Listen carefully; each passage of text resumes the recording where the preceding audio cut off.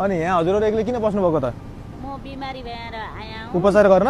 उपचार गर्यौं। हजुर। पैसा पुगेनु नभए यो खानालाई त गर्नु पर्यो। ए भोकै बस्न नअकिने। आफूसँग उपचार गर्ने पैसा नभए दिनुभयो मलाई अनि त के गर्ने त? खुसी लाग्यो त? यति नदिनु होला बाबु। हामी जाँदैछौँ ब्याक टु आमा भएको ठाउँमा है। आमा आइगे म आइगे भाग्यमानी भयो भन्नुहुन्छ। पहिले यसरी अब विश्वासमा दिनुभयो नि त खुसी लाग्यो हैन? तपाईको मन एकदम उदार रहेछ। बाबुले इमानदारी काम गरेपछि 5 पैसा किन नहोस् 1 लाख किन नहोस्। इमानदारी भएपछि विश्वासमा दिनुहुन्छ।